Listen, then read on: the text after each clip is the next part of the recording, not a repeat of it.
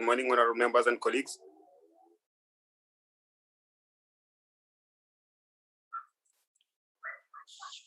Good morning.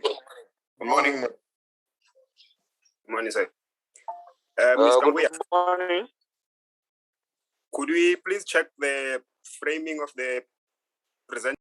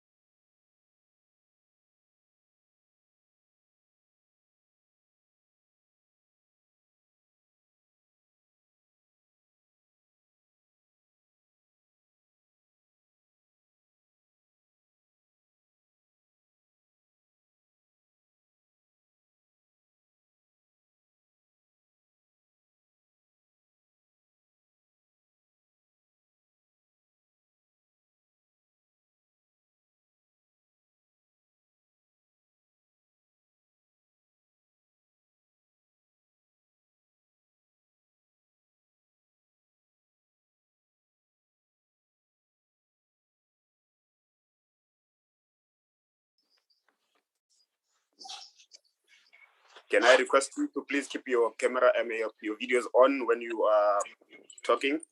We are broadcasting the session live actually on Parliament TV, which is the DSTV channel 408.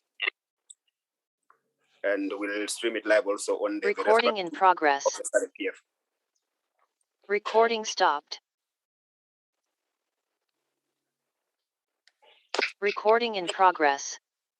Recording stopped. Good morning. It's 09:30 hours. Recording in progress. Begin our program. Recording stopped. Permit me to acknowledge the presence of honorable members of Parliament present. The Secretary General Recording of the in SADC Parliamentary progress. Forum, Ms. Boemo Sekoma, staff of the SADC Parliamentary Forum, staff of National Parliament, esteemed resource persons, members of the Public Financial Management Technical Working Group, distinguished participants, ladies and gentlemen.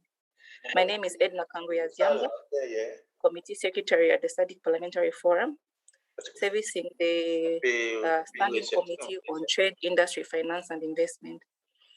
I'll be your moderator this morning, and I'll be assisted by my colleague, Mr. Shonene Korasha.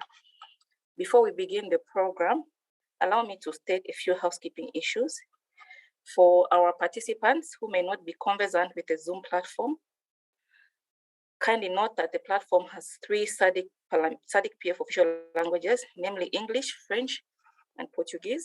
To select the language of your choice, kindly go to the bottom of your screen of the gadget you're using. If you're using a mobile phone, it's under the icon More.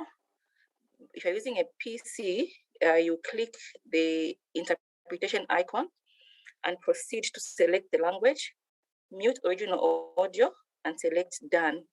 To go back to the original channel, kindly unmute original audio. Participants are advised to mute their microphone if you do not have the floor to avoid interrupting the speaker holding the floor. Participants are also advised to, as much as possible, turn on their video, especially when they are on the floor for broadcasting purposes. With your permission, photographs will be taken during the event for publication purposes. And finally, participants are advised to, as much as possible, utilize the chat box on the platform for questions, points of clarification, or any challenge that you may encounter during the program. To begin the program, and for the benefit of participants who may not have accessed the final program, and in view of a few changes that we were not able to facilitate translation due to limited time, I'll quickly run through the program so that we can move at the same pace.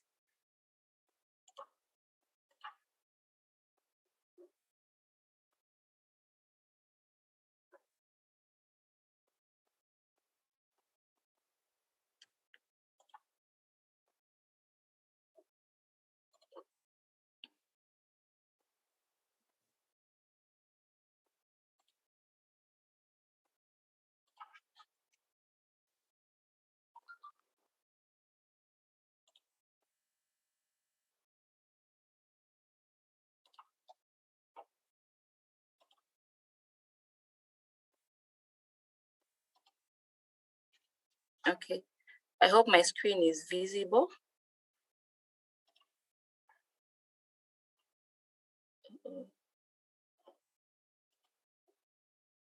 Okay. We'll have a keynote address, which shall be delivered by Professor Nana Poku. The program is structured in two parts. We have session one. Session one basically has presentations on country-specific presentations on the approach of various parliaments on the public financial management. We have 5 parliaments scheduled to deliver their presentations. That's the Parliament of Zimbabwe, Parliament of Angola, the Zambian Parliament, Parliament of Madagascar, and Parliament of South Africa, in that order. The second session, we're then going to have a plenary and a 10 minutes health break thereafter. The second session has 2 presentations. One presentation, the first presentation will be done by Mr. Daniel Greenberg, who is a drafter for the Public Financial Model Law. His presentation will be followed by a presentation by Ms. Ayanda Mvimbi from the UN Women, and the presentation is on the gender responsive budgeting. We will then have closing remarks to be delivered by Honorable Annelen Ndebele, who's the chairperson for the TIFI committee, the SADC Parliamentary Forum. Without further ado, I will proceed to invite Professor Nana Poku, who will deliver the keynote address. By introduction, Professor Nana Poku is a Vice Chancellor and Principal of the University of KwaZulu-Natal in Durban. He holds a Bachelor of Arts degree in Politics and Economics from the University of Nottingham, Master of Arts in International Political Economy from Nottingham Trent University, a Master of Science in Third World Economics and Development from Coventry University, and a PhD in International Political Economy. He has served as Professor of African Politics at the University of Bradford in the United Kingdom, and subsequently appointed Dean for the School of Social and International Studies, and later Pro Vice Chancellor for Research. He also served as co-chair of the High-Level Panel on Equitable Access Initiative for the Global Fund. He was appointed chair of the Frontline AIDS Board of Trustees in June 2021, and he is currently the principal advisor to the United Nations Secretary General on African economic, health, and political issues. Distinguished participants, ladies and gentlemen, join me in welcoming Professor Nana Poku to deliver the keynote address. Professor Poku, you may kindly take the floor. Thank you.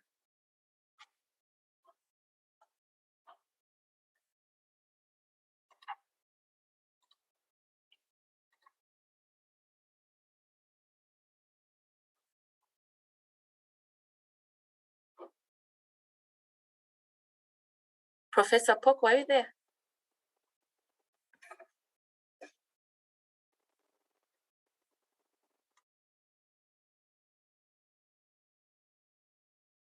For a few minutes. Secretary General, I've just joined in. My apologies to the colleagues. Thank you very much for that. My volume. Good morning, Professor Poku. You've been ably introduced and you may proceed to deliver your address. Senior colleagues, I'm ever so sorry for my delay in joining you this morning. For some reason, my technological engagement was incorporated with me, but I am here now. And let me extend very warm-hearted greetings to all of you. Honorable members of Parliament, Secretary General of SADC PF, Ms. Boa Masagoma, esteemed resource persons, members of Public Financial Management Technical Working Group, staff of SADC PF, Parliamentary Forum, staff of the national parliaments, distinguished participants, ladies and gentlemen.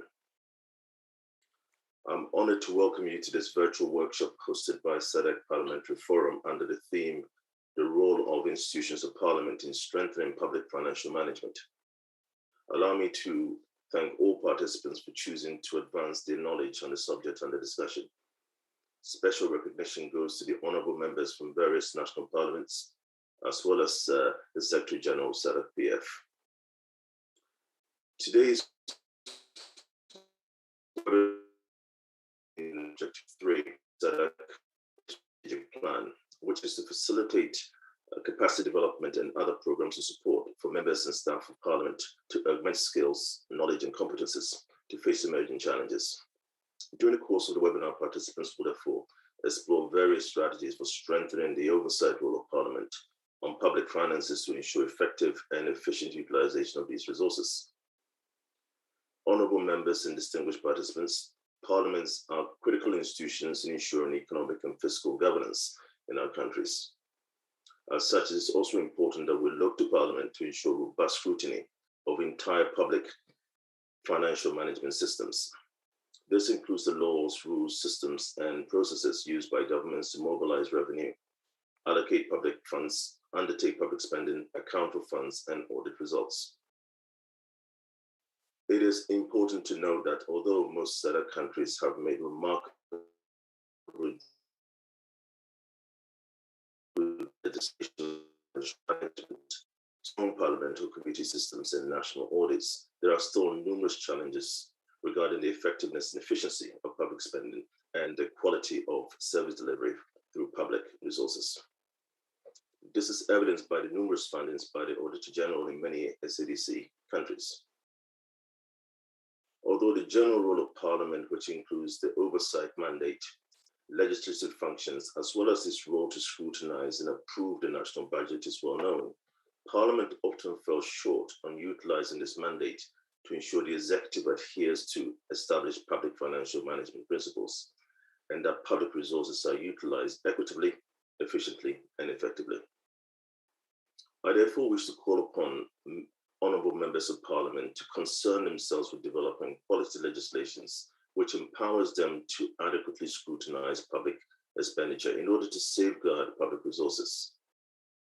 One of the main challenges faced in SADC region when it comes to public financial management is how to retain the advantages of a strong executive, which is required to ensure fiscal discipline and political stability, while at the same time providing institutional checks and balances that guarantee effective accountability. Honorable members and distinguished participants, as I conclude, I am confident that this engagement will enlighten the members of Parliament on the tools to use in performing their oversight with respect to budget processes and public financial management in general. I also wish to seize this opportunity to commend the SADC Parliamentary Forum for the initiative to convene parliamentarians from various national parliaments to share practical experiences and to learn from each other. I trust that the deliberations will be of value and will play a greater role in strengthening the mandate of Parliament. Thank you for your attention.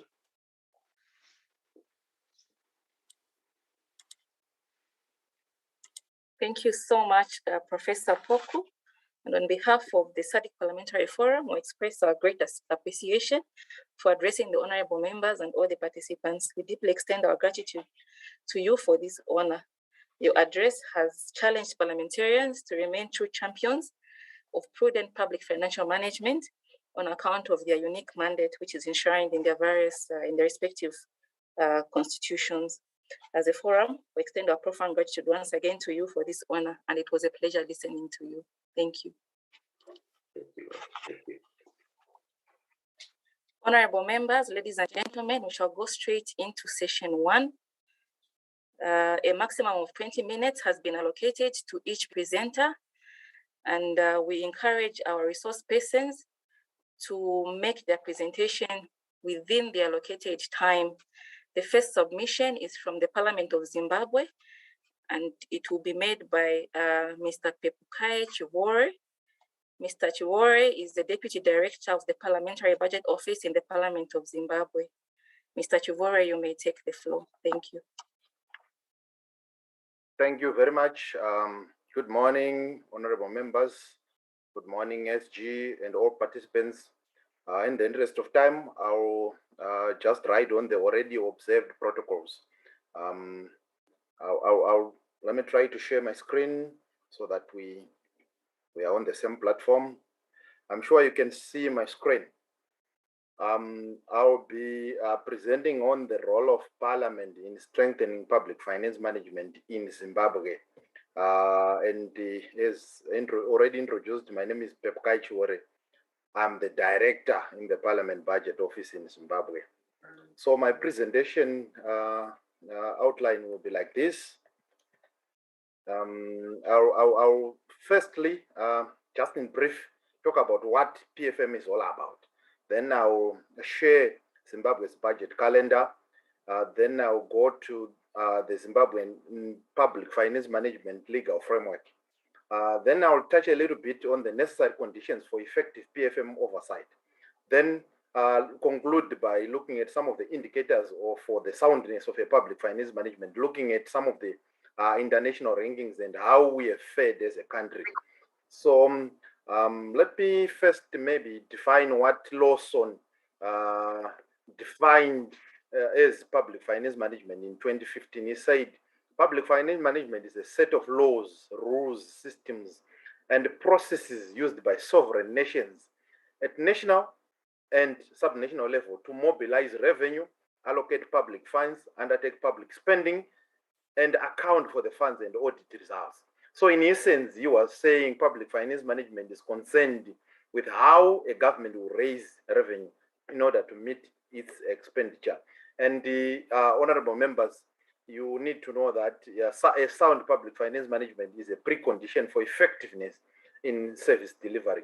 So when we say a good public finance management, a nation should be able to collect adequate resources from its citizens in a proper manner. And I emphasize in a proper manner. Then those resources should be allocated equitably and they should be put to good use. And in the end, that fosters democratic governance. In the end, that fosters macroeconomic development and also effective use of resources, leading to poverty reduction. And it also assists in preventing corruption and aiding and fostering aid effectiveness. So we all need good public finance management. Then let me now turn to the role of Parliament of Zimbabwe in the budget process or the public finance management process. Starting with the drafting stage of the budget, because we have 4 stages in a budget cycle: the drafting, approval, implementation, and then the audit stage.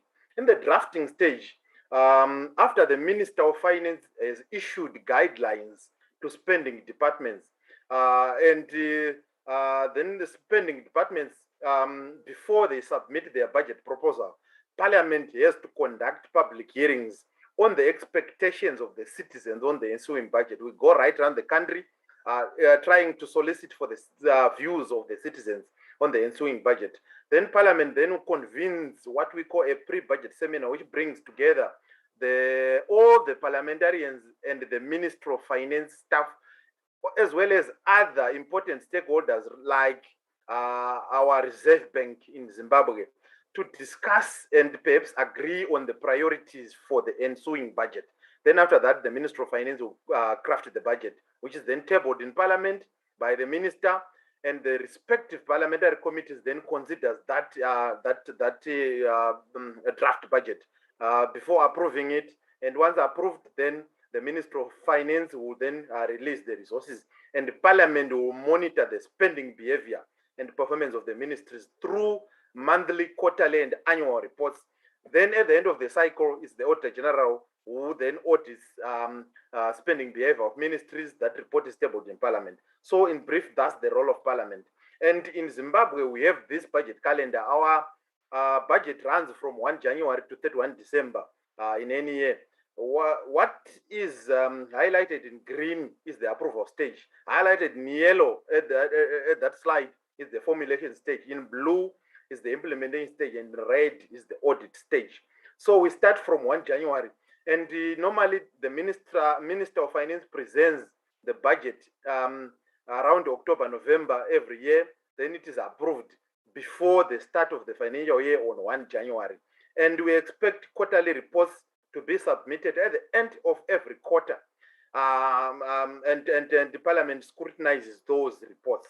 So that's Zimbabwe's budget calendar. But one important element in the budget calendar is the presentation in Parliament of the budget strategy paper and the budget core circular that is presented. And for the 2022 financial year, it has already been presented in Parliament, and Parliament would then use that budget strategy paper to form part of the consultations process that they are going to undertake.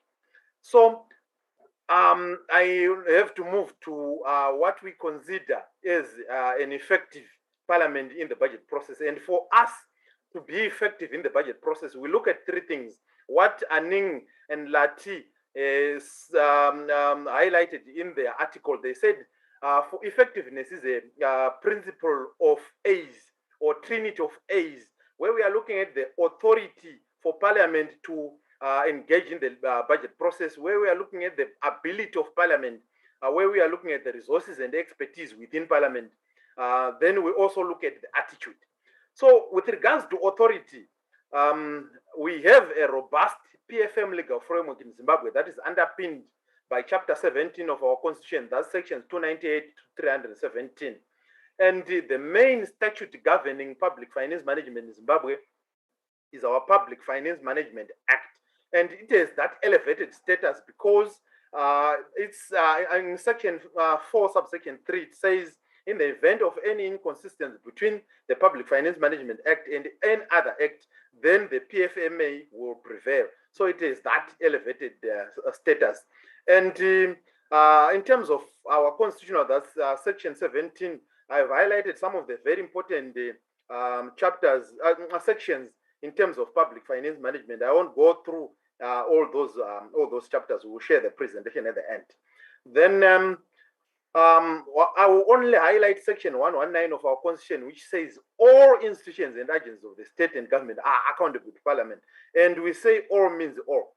Then Parliament is then obliged by section 299 of our constitution to monitor and oversee expenditure by state institutions in order to ensure that all revenues are accounted for, all expenditure has been properly indicated, and any limits have been observed.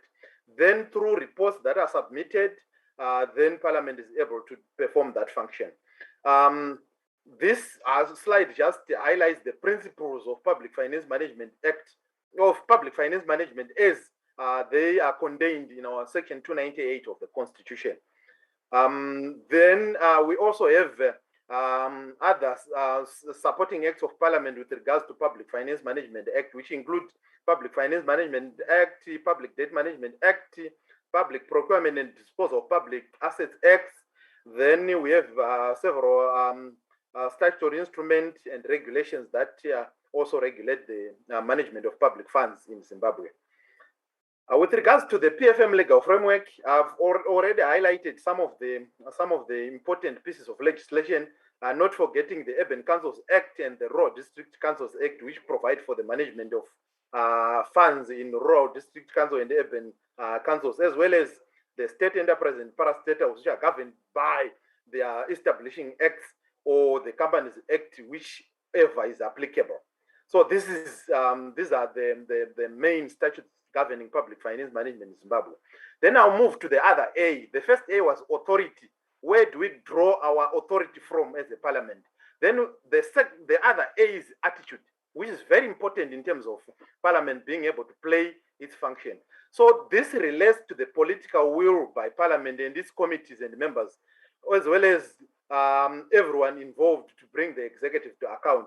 And honorable members, this is influenced by the political party discipline or constituents' interest or lack of interest by members, and as well as their capacity. And you agree with me, we are following a Westminster model, and public finance management therefore will take place in a political context or political environment where there's an expression of power relations between political parties and political actors, so that your effectiveness as a parliament is also affected by party cohesion. So in that regard, you have party-centered electoral systems which tend to inculcate high levels of political party discipline among your members of parliament. In Zimbabwe, we have maybe 2 or 3 political parties that are represented in parliament, and the outcomes therefore reflect the political power relations, in as much as honorable members are also educated on the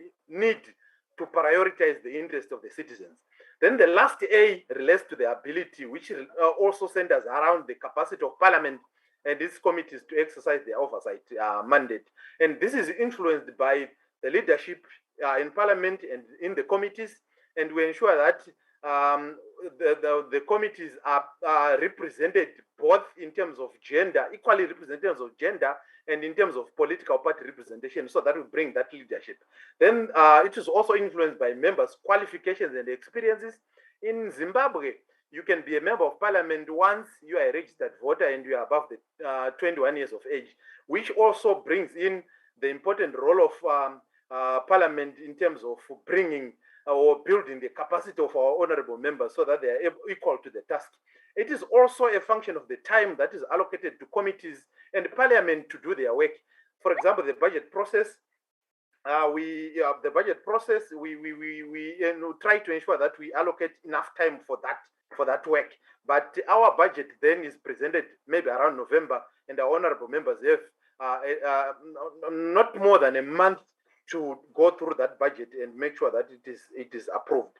Then it is also a function of the resources that are available to parliament, including financial, human, material, and technical resources that are available to parliament, as well as the support services that are available, including but not limited to library, internet, and the Parliament Budget Office. And the Parliament of Zimbabwe established its budget office in 2016 to ensure that it builds that capacity to be able to participate effectively in the budget process. And in the end, you realize the outcomes of aggregate fiscal discipline, strategic allocation of resources, as well as operational efficiency, once all the 3 A's are in place. And the presentation required us to look at the role of parliament in a crisis. And when we face a crisis like what we are currently facing, the COVID-19, for us, we have the presidential powers, which is the Temporary Measures Act, which empowers the president to make regulations to deal with such situations. These include situations in the interest of defense, public safety, public order, public morality, public health, or any other matter that is of interest to the country. And that situation cannot be adequately dealt in terms of any other law. So the president will make regulations, and parliament, whenever it is able to meet, then can then ratify those measures that have been made, or can repeal them. Then in an environment of COVID-19 like what we are faced with currently, parliament has a very important role to promote transparency around the developments around COVID-19, which is key in maintaining public confidence in how the government is responding to the pandemic. And they also, in addition to all the other roles of parliament that we are familiar with, they also have a role to complement government communication efforts. And as a result, our parliamentarians have been allowed to go back to their constituents to educate citizens to ensure that they receive crucial COVID-19 information. And these are some of the principles of PFMA. I won't go through them.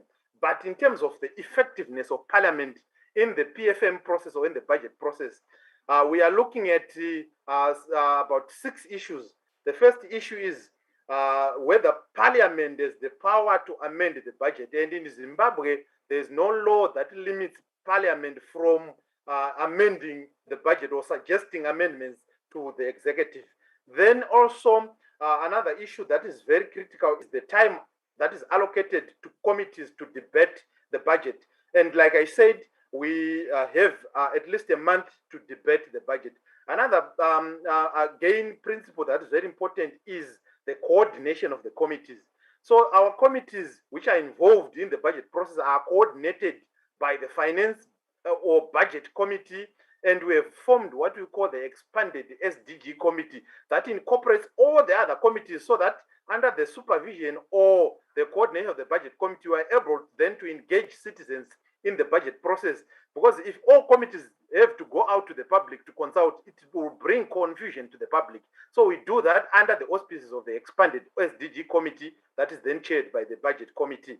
Then another very important issue is the access to research within Parliament. We have the research department, we have the budget office. So our members of Parliament are then able to access very crucial information which relate to their work. Then the timely access to information. We have enabling acts which allow Parliament to get any information that they require from the executive. Then lastly, we also need adequate financial, human, material, and technical resources. So these are the issues as they relate to effectiveness of Parliament. Then with regards to effectiveness of the committees of Parliament, we have committees which are manageable in terms of the size. At most 25 members of Parliament in a committee, and our parliamentarians should not belong to more than 3 committees. So that is manageable in terms of then now being able to put their experience together in a committee. Then we also bring diversity in a committee in terms of even the opposition clout, and we have the multi-party system, and the opposition is then allowed to chair a committee like the Public Accounts Committee. We also try to incorporate best practices within our committees, because our committees go out in the region to learn best practices, bring those best practices back home. And we have created an interface platform between Parliament and the executive through what we call liaison officers, parliamentary liaison officers. Every ministry or department has been asked to nominate a focal person for Parliament work, where that person is then required to track Parliament business in terms of the order paper, in terms of what we are doing in Parliament, and also in terms of coordinating the ministerial responses to issues that have been raised in Parliament. So that interface has also allowed our Parliament to get timely information from the executive. Then I've spoken about the access to information. Then what we have done recently in Zimbabwe, we are amending our Public Finance Management Act with a view to bring in best practices as well as align it to the Constitution. This act was enacted in 2009. Our Constitution was enacted in 2013. So we want to align it to the Constitution as well as bring in best practice that we've also learned from the region and beyond, including the issue of gender, including the issue of the establishment of the budget office to be incorporated in the Public Finance Management Act, as well as the issues around incorporating what needs to be done in the event of windfall revenue. For example, if we receive the IMF special drawing rights, what do we do with that money? So we are incorporating that in the Public Finance Management Act. We have also started producing citizen-friendly versions. Nous avons également commencé à travailler sur le budget. Donc nous avons we have started producing citizen-friendly versions of the national budget starting 2019, and as a budget office, we are producing that version for our citizens, and it's available on the website. And Parliament in 2021 also started citizen feedback meetings where they go back to the public to inform them what happened to their to their input into the budget, and trying to tell them how the budget then incorporated their submissions, and also what the budget is all about in simple, non-technical language. We have also gone miles in terms of building the capacity of our committees, in terms of building the capacity of the committees to be able to read reports that come from our MDAs, and we have also developed what we call a Public Accounts Committee toolkit, which allows the Public Accounts Committee just to input information into an Excel sheet so that they're able to extract very important information around audit issues. But some of the challenges that we face are in terms of the scrutiny of Auditor General reports, which because of the COVID-19, that has taken more time than what it usually takes. Then there is the formal budget calendar, which is not followed consistently due to unforeseen circumstances. And because of that, we tend to have a congested budget calendar where most key activities happen during the last quarter of the year, where you have budget consultation, approval of the budget submission in Parliament, everything else in the last quarter. Then we have also seen accumulation of areas within our MDAs, which is an issue that that is also receiving attention. So these are some of the challenges that we have seen in our parliaments. Then last issue that I will talk about is how we check the soundness of our public finance management system. I'm sure honorable members are aware of the PEFA framework, are also aware of the Open Budget Survey Initiative.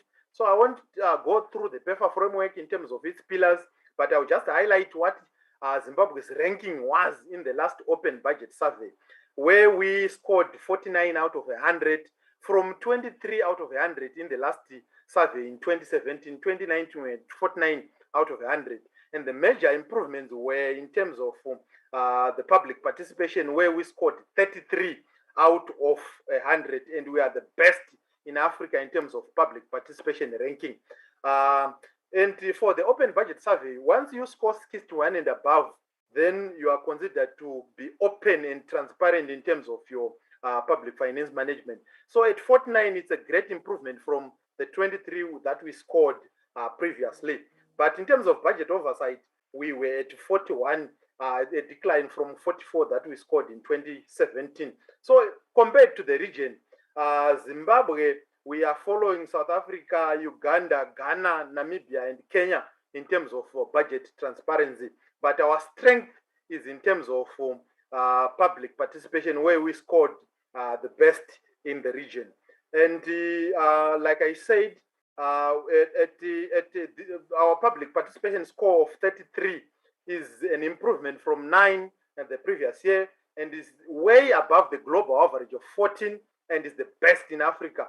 So to measure public participation, the Open Budget Survey assessed the degree to which our government through Parliament also provide opportunities for public to engage in the budget process. So we registered a very strong engagement process in terms of the budget.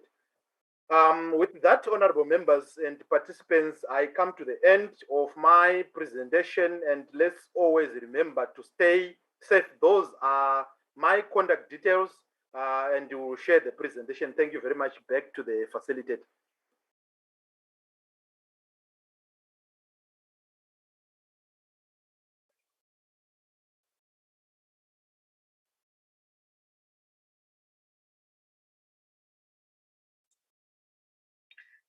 Thank you very much, and let me apologize for having introduced you as Deputy Director. Mr. Chivore is a Director of the Parliamentary Budget Office in the Zimbabwean Parliament. My apologies, Mr. Chivore. Thank you for that incredible presentation. The presentation has highlighted the legal framework in the Zimbabwean Parliament, and has also pointed out some drawbacks, such as inconsistency in following the formal budget calendar, as well as a situation where your public debt exceeds the limit set out in the Debt Management Act. In addition, you have brought out interesting statistics regarding the rankings on public participation in the budget process, Zimbabwe having the highest score of 33%, and a few other countries in the SADC region having as low as 0 public participation. Once again, thank you for the great presentation. Participants will be able to engage you during plenary. Our next presentation is coming from Angola. It will be done by Honorable George Augusto. Honorable Augusto is a member of the Economic and Finance Commission in the National Assembly of Angola. Honorable Ms. George Edna, Augusto. Ms. Edna, apologies, you have a hand from Honorable Richard Labros. Kindly check Okay. the chat for hands and thank you.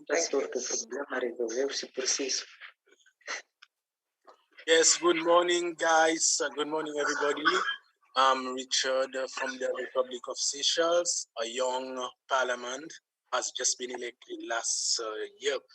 And I was listening to the presentation from Zimbabwe with very high motive expectation.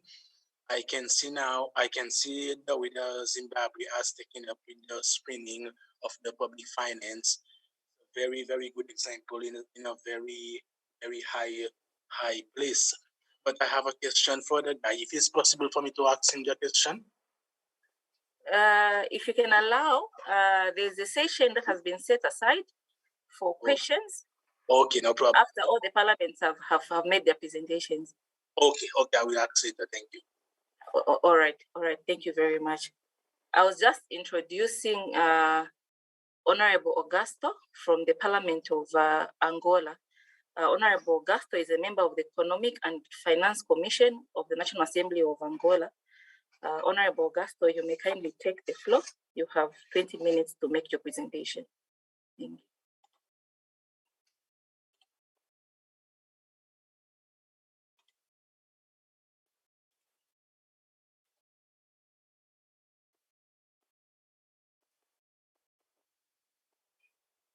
Muito bom dia a todos. Bom dia. Bom dia.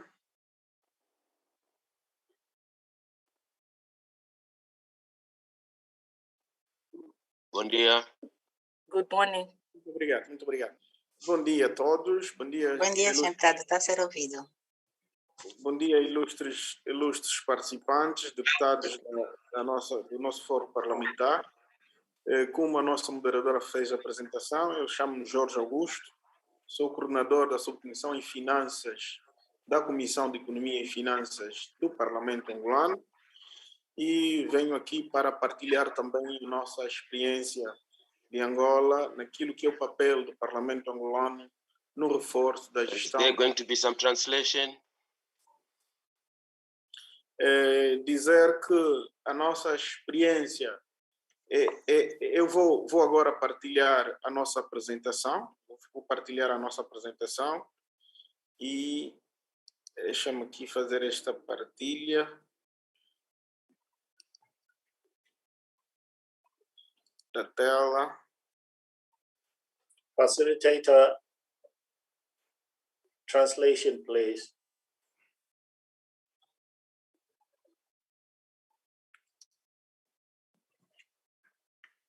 Vocês conseguem ter acesso à tela? Não. Honorable Augusto, are you able to share your screen?